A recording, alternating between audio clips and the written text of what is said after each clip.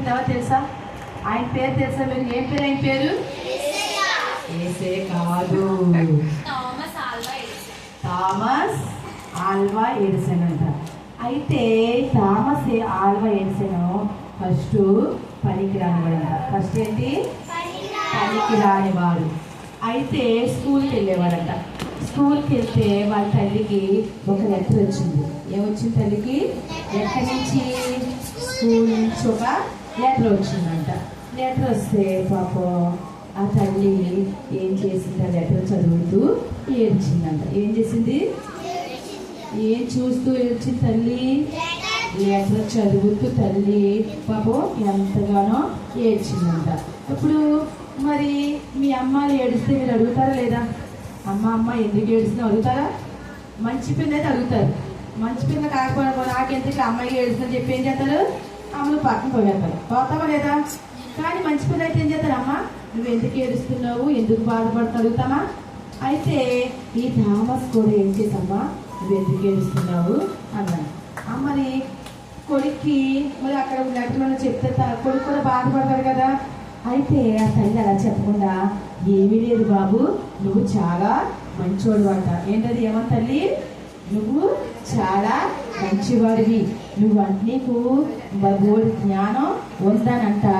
Teachers నీకు ఈ మంచోడికి మేము చదువు చెప్పలేము అని మీ అబ్బాయిని వేరే స్కూల్లో మీరు వేసుకోండి.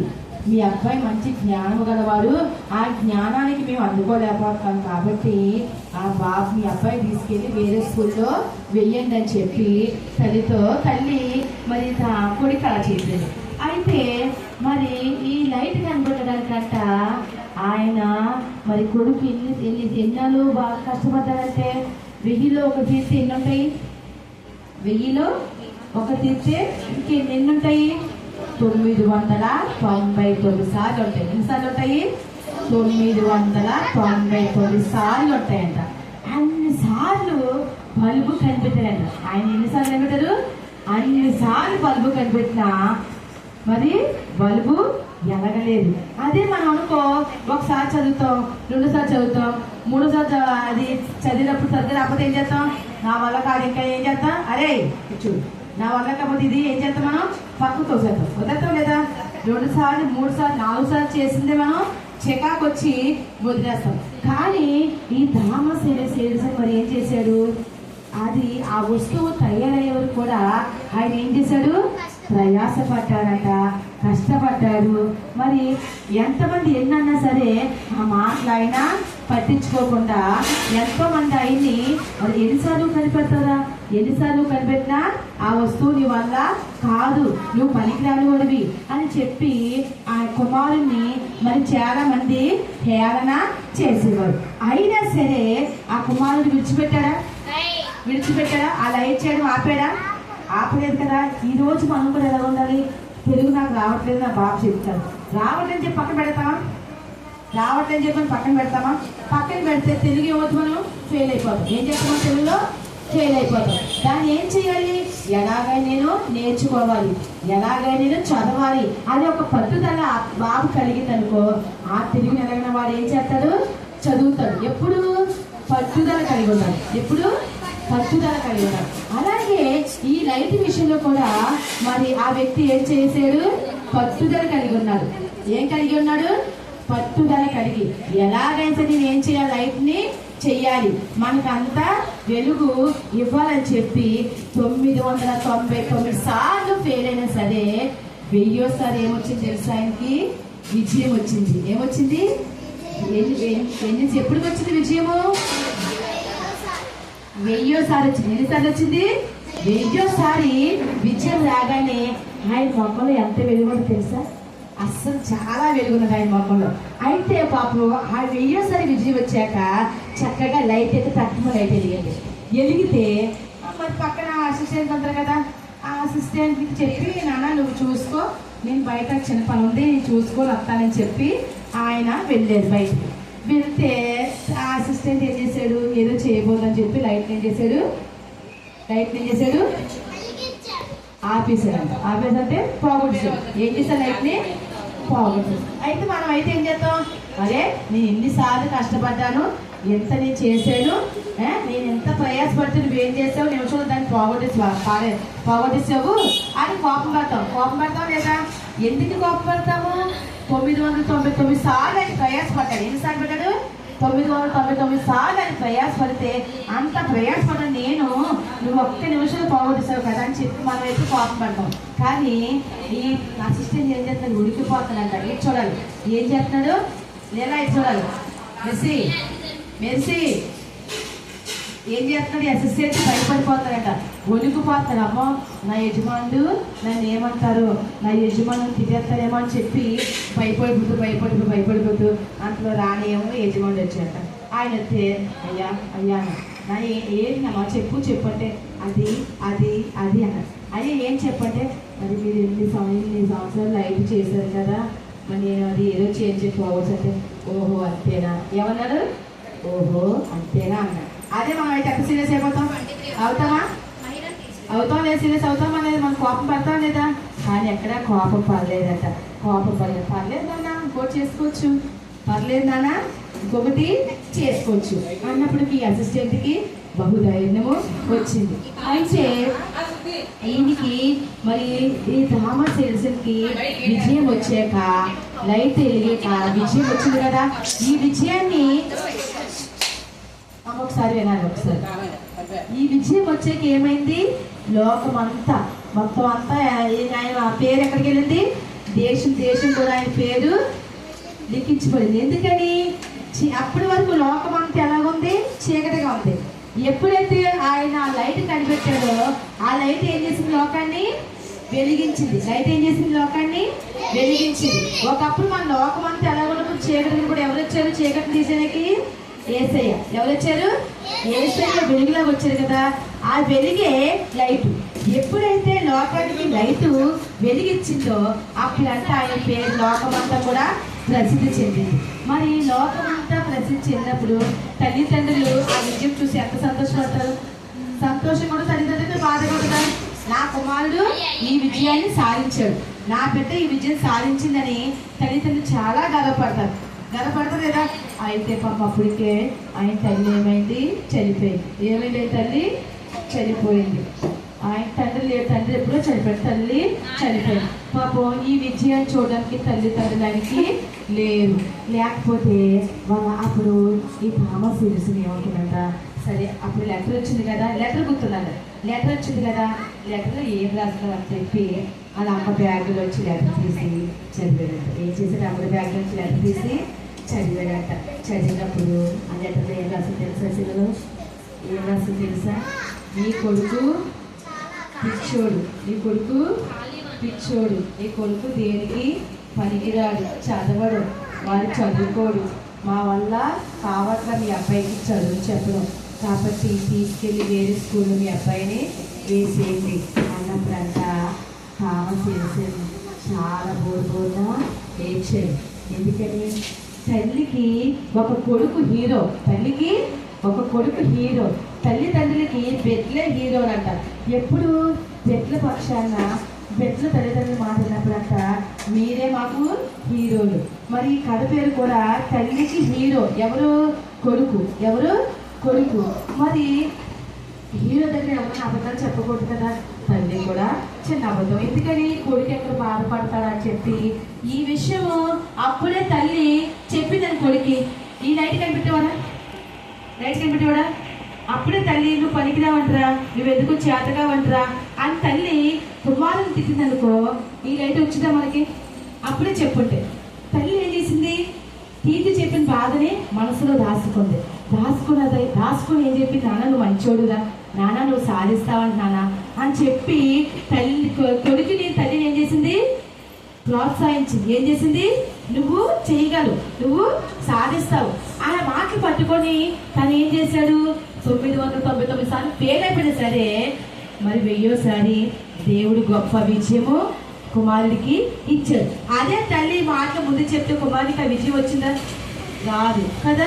తల్లి అక్కడ చెప్తే కుమారుడికి విజయము రాదు. తల్లి ఆ మాట మనసులో దాచుకొని మీకు కూడా కొన్నిసార్లు తల్లిదండ్రులు ఏదో సమస్య వచ్చిందనుకో మీరు అడుగుతారమ్మా ఎందుకు ఏడుస్తున్నావు అనుకో, బాబు ఏమీ లేదు నాన్న, ఏం లేదు నువ్వు చదువుకో చక్కగా నువ్వు ఆడుకో అంటారా? అంటారు లేదా? అంతేగాని తల్లి కొన్ని సమస్య చెప్తారా మీకు? చెప్పరు. ఆ రోజులు కూడా తల్లి కుమారుడికి చెప్పలేదు. కానీ అది అంటే తీర్చలేదు తల్లికి. నువ్వు పనికి మానవుడు అంట, నువ్వు ఎందుకు పనికిరావు అని ఆ ఎక్కడికి చూసేటప్పటికి కుమారుడు బోర్న ఏడ్చాడంట. నా తల్లి నన్ను ఎంతగా ప్రోత్సహించింది. నా తండ్రి లేకపోయినా నా తల్లి నన్ను ఏం చేసింది?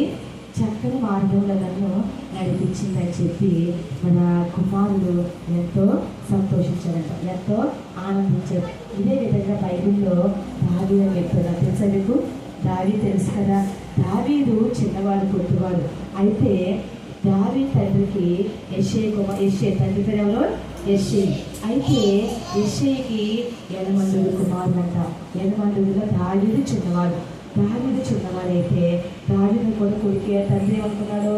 వాడు ఎందుకు పనికిరాడు, వాడి గొర్రెలే కాసుకుంటాడు, వాడికి అదే పని అని తండ్రి దావీదు గురించి ఆలోచించాడు. అయితే అక్కడికి దేవుడు ఏం చెప్పాడంటే, మరి నువ్వు పలానా చోటుకెళ్ళి పలానా వ్యక్తిని అభిషేకించు, నాకు సేవకుడిగా చేరినప్పుడు సమూయేలు ప్రవక్తను అక్కడికి పంపించాడు. పంపిస్తే యెష్షయి దగ్గరికి వచ్చి, నాయన ఇదిగో యేసయ్య నన్ను అక్కడికి ఈ బిడ్డని మరి అభిషేకించమని చెప్పాడు, ప్రవక్తలుగా చేయమని చెప్పాడని చెప్పినప్పుడు మరి యెష్షయి కొడుకులు ఒక్కొక్కరు కూడా ఎంత తాజాలు బావులంట, మరి అంత చక్కగా పెడతామన్నారంట. ఒకరిని పంపించాడు. యెష్షయి ఏం చెప్పాడు? పెద్ద కొడుకుని రమ్మన్నాడంట. అప్పుడు యేసయ్య వీడు కాదని చెప్పి సమూయేలు చెప్పాడంట. అలా 2వ కొడుకుని, 3వ కొడుకు, 4, 5, 6 7 రేపులంట. 7 పంపించాక యేసయ్య కూడా తల పట్ల కాదని చెప్పేసాను.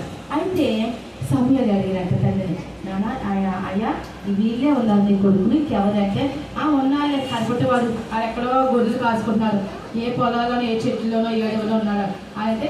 అవునా? వాడిని రప్పించాను. ఏమన్నది సమూయేలు? వాడిని రప్పించాను. ఏమన్నా ఫస్ట్ దావీదుని పనికిరాడు అన్నాడు.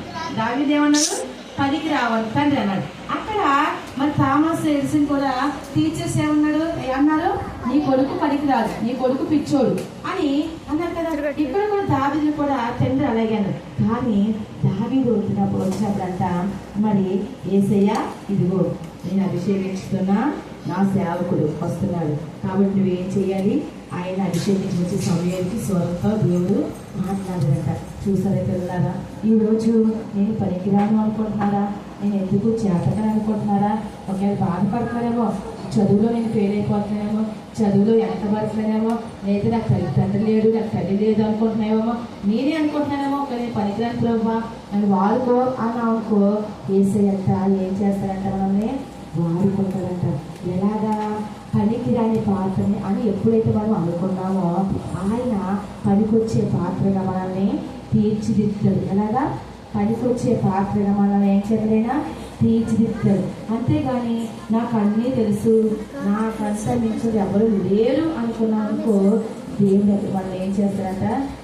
మన ప్లేస్లో ఒకరిని పెడతాడు. మనం ఏమనుకోవాలి తెలుసా? ఒక థామస్ ఎడిసన్ లాగా, ఒక దావీదు లాగా, ప్రభువా నేను ఎందుకు పనికిరానయ్యా, నా జీవితం ఎందుకు పనికిరా తండ్రి అని ఎప్పుడైతే మనం ప్రార్థన చేసుకుంటూ ఎంత ఎదిగినా సరే మనం దేవుల్లో ఒదిగి ఉండాలంట. ఏం చేయాలి? ఎంత ఎదిగినా మనం ఎలా ఉండాలి? దేవుళ్ళో ఒదిగి ఉండాలి. ఎప్పుడైనా సరే నాకేమీ రాదు ప్రభువా, నాకేమీ చదవడం రావడం లేదు, నాకు మాట్లాడడం రావడం లేదు ప్రభువా అని అనుకున్నప్పుడు దేవుడు తగిన జ్ఞానాన్ని మనకి ఇస్తాడు. వీడికి తెలుగు రాదు, ఆ తెలుగు రాకుండా వాళ్ళు ఏం చేస్తారు? అలాగే ఉండిపోతారు. కానీ చదవాలని వాళ్ళలో ఏం పుట్టాలి? చదవాలని తాపత్రయం ఉండాలి. ఏం చేయాలి? నీకు చదవాలి. ఎలాగే నేను తెలుగు చదవాలి. నువ్వు 5th వరకు 6th నుంచి వెళ్ళావనుకో సొంతంగా రాసుకోవాలి. ఏం చేయాలి? సొంతంగా రాయాలి. అవునా? మరి తెలుగు ఫెయిల్ అయితే సంతోషం, బాగుంటుంది, అది బాగోదు. తెలుగు రాదనుకు మనం పక్కన పెట్టకూడదు. ఓకే, పక్కన దాన్ని ఏం చేయాలి? ఎలాగైనా సరే చదవాలి. చదివిందనుకో చదివితే ఏమవుతుంది? మనకి అది వచ్చేస్తుంది. తెలుగులో మంచి మార్కులు వచ్చేస్తాయి. మనకి తెలుగులో ఏం చేస్తాయి? మంచి మార్కులు వస్తాయి. ఏమైతే నాకు వచ్చినాయి అని ధీమా ఉన్నానుకో దాంట్లో మార్కులు రావంట. నాకు ఇంగ్లీష్ బాగొచ్చు అని నాకు వచ్చేసరి ధీమాగా ఉన్నాననుకో ఇంగ్లీష్ ఫెయిల్ అయిపోతుంది. అవునా? ఎందుకని? తెలుగు నాకు రాదు, ఆ తెలుగు చదువుతాను, ఇంగ్లీష్ పక్కన పెడతా. తెలుగుతో పాటు ఇంగ్లీష్ అన్నీ కూడా మనం ఎప్పుడైతే బాగా చదువుతామో మంచి మార్కులు దేవుడు మనకి ఇస్తాడు. ఇప్పుడు లైట్ని మరి ఎన్నిసార్లు కనిపెట్టాడైనా 999 సార్లు లైట్ కనిపెడితే ఎన్నోసార్లు వెలుగొచ్చింది? 1000 సార్లు. ఇటు వినాలి తల్లి, ఇటు వినాలి. ఎన్నోసార్లు వెలుగొచ్చింది? 1000 సార్లు వెలుగొచ్చిందట. అందుకే మనం కూడా ఏం చేయాలి? 1-2 సార్లు మనం ఫెయిల్ అయినా బాధపడద్దు. ఏం కాదు, బాధపడద్దు. దాన్ని మళ్ళీ మనం ఏం చేయాలి? ప్రయత్నం చేయాలి. మనల్ని పనికిరాని వాళ్ళు అంటారు. లోకం ఏముంటుంది? నువ్వు ఒకసారి ఫెయిల్ అయ్యావు అనుకో, మార్కులు తక్కువ వచ్చానుకో, నువ్వు ఎందుకు పనికిరావరా, వేస్ట్ ఫెయిల్ అవరా అంటావా లేదా? ఇప్పుడు మేమే అంటాం, మా బిడ్డలే అంటాం, నీ మార్కులు తక్కువ చదవా అంటాం. అలాగని చెప్పి అలా ఉండిపోతామా? దాన్ని మనం ఏం చేసుకోవాలి? ప్రూవ్ చేసుకోవాలి. ఏం చేయాలి? మనం ప్రూవ్ చేయాలి. నేను ఎలాగైనా చదువుతా, ఎలాగైనా నేను పాస్ అవుతా అని చెప్పి మనం కృంగిపోకుండా ఏదైనా మీరే పెద్దలు ఏ సమస్య వచ్చినా సరే, నాకు ఈ సమస్య వచ్చింది ప్రభా అని మనం ఏమి కృంగిపోకూడదు. ఏమన్నా కృంగిపోకుండా ఆ సమస్యని తీర్చగల దేవుడు ఎవరు మనకి తోడుగా ఉన్నారు కదా? ఆ సమస్యను తీర్చగల దేవుడు మనకి తోడే ఉన్నాడు. కాబట్టి ఏ సమస్య వచ్చినా, ఏ బాధ కలిగినా మనం ఏం చేయాలి? దేవుల్లో ఎదగాలి. ఏం చేయాలి? మనం దేవుల్లో ఎదగాలి. బీబీఎస్ అయిపోయింది కదని చెప్పి సండే స్కూల్ మానకూడదు. ఏమనుకోడు? మనం సండే స్కూల్ మానకూడదు. సండే స్కూల్కి కంపల్సరీ రావాలి. ఎందుకని? ఈ వయసులోంచి మీరు దేవుని ఎదిగితే దేవుడు మీ చుట్టూ కంచా, ఆయన కాపుదలు ఉంటారు. వైఫ్ అయినా మన చుట్టూ ఆయన ఏం చేస్తారు? తిరుగుతారంట. మరి ఎప్పుడు మీరు ఈ వయసులోంచి వచ్చారు? సామెతల గ్రంథంలో ఏమో తెలుసా మీకు? ఒకటి బాలు నడవడానికి ఏం చేయాలి? నేర్పించాలి. అది పెద్దవాడు ఎప్పుడు దాని నుండి తొలగిపోడు. దాని నుండి ఏం చేయడు? తొలగిపోయాడు. అందుకని మీరు ఈ వయసులోంచి కూడా దేవుని యొక్క భయభక్తులు కలిగి, దైవజనులు అంటే భయభక్తులు కలిగి, పెద్దలంటే భయభక్తులు కలిగి, గురువులు అంటే భయభక్తులు కలిగి ఉండాలి. అంతేగాని గురువు పట్ల ఒకలాగా మనం ఉండకూడదు. గురువు పట్ల మనం చక్కగా మార్కులు వేసి గురువు అని అనకూడదు. ఇప్పుడు చాలా మంది పిల్లలకే అంటారు, మేము బాగా రాస్తున్నాం కానీ మాస్టర్ మాకు మార్కులు వేయట్లేదు. ఏమంటాం మనం? అలాగే అంటారు పిల్లలు, మేము చక్కగా రాస్తున్నాం.